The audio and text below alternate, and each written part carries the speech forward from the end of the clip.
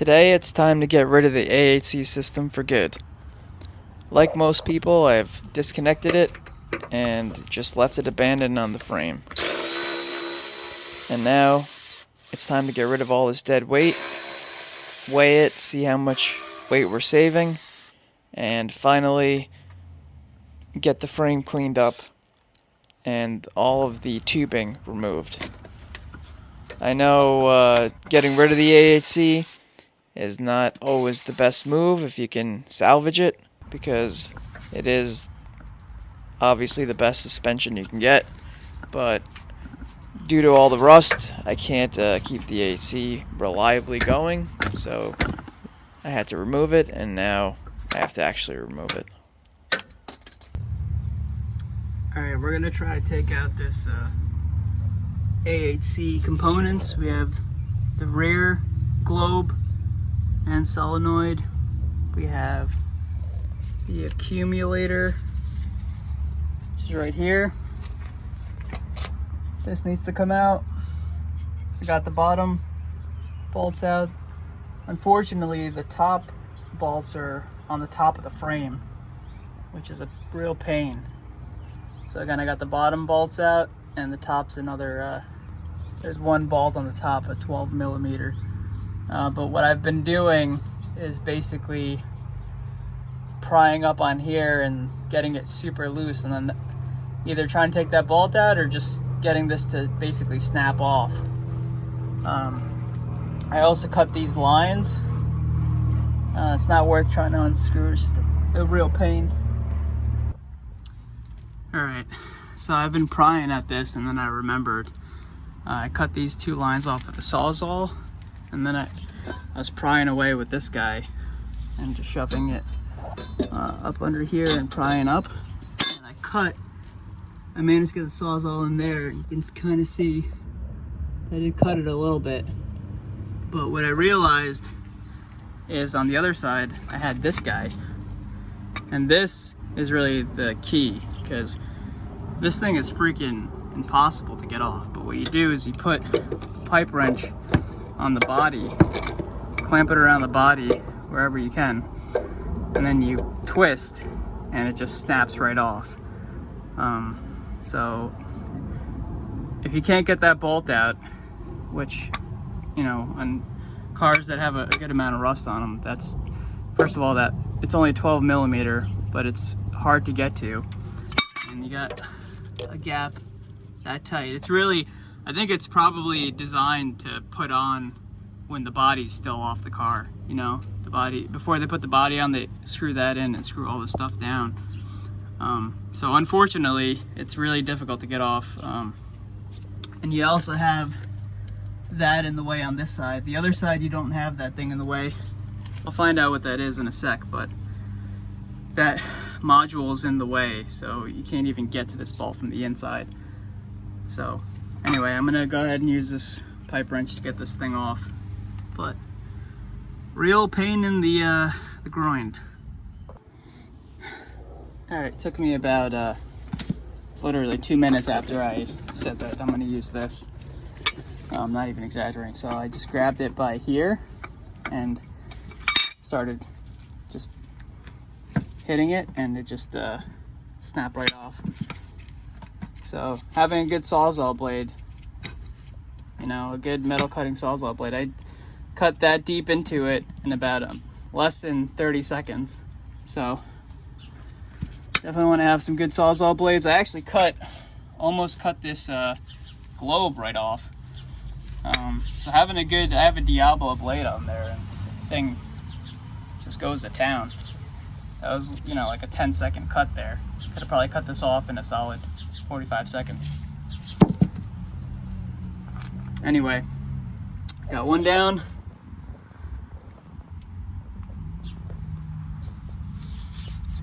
And we got one to go. And then this thing, which is a lot thinner metal.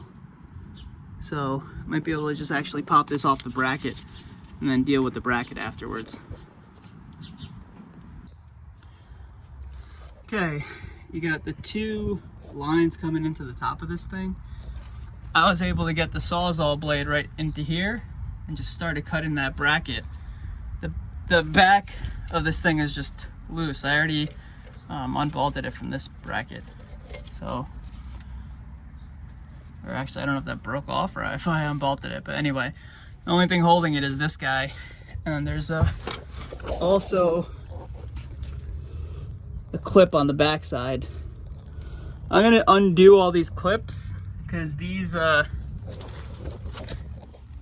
wires go in through the like nice grommets on the bottom of the belly pan. I mean the floor pan, and you know it's like weather sealed there in there. So if you could, you know, if we could find the wires for this, you might be able to use this wiring for, you know, either lighting underneath or whatever. You know, you could even put like an air compressor back there, and I gotta see what the amperage is for this wiring, but pretty decent wiring. You might be able to use it for a whole bunch of other accessories.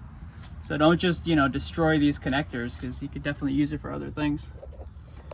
Alright, I'm gonna pop this out, and then I'll show you what it looks like under here without that. Broke this bracket, and all we got holding it now is see the bracket's broken off. I didn't actually break it, I had to cut it because I kept trying to, you know, move it back and forth and get it to snap off. That last little bit was holding on pretty tight, so just grab the Sawzall again and cut it off. Sawzall, a pipe wrench, a big pipe wrench, a sledgehammer is, you know, make this job a lot easier. I'm sure if you don't have a lot of, you know, a lot of rust, you could probably do it without all those things, but when you're dealing with all this corrosion and all on the floor, like it sucks. All right, I'm gonna cut these lines here and then pop this guy out. There you go. Curious to see how much all this weighs. Okay, I cut a notch in the back side of this that slit that I had there. I put the pipe wrench on the housing there, like that, and now I just hit it here, and it basically twists it like that and breaks it off the top mount. The top mount's the only thing holding it in place. And I pried it off of the two studs here. Pried it off of the two studs first, so that's not holding it. So that's it. I wonder if I can do it while on camera. Let's see. That would be pretty cool. I always put the camera down and then I give it a good hit and then it just falls down. But now it's on camera and it probably won't do that. But let's see.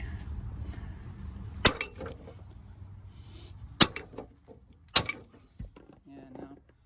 That's gonna give me out. Alright, once again, I hit it a couple of times and it popped right off. Grab it like this by this part and basically you prying like that on it. And you can see that I scored that top bracket. You don't do any damage to the frame. All it does is score that top bracket. You know, if you can get a nice long Sawzall blade in there to cut like this at an angle, and you're just cutting like that right along the frame. And all you need to do is score it a little bit, and then grab your pipe wrench, and it just snaps right off.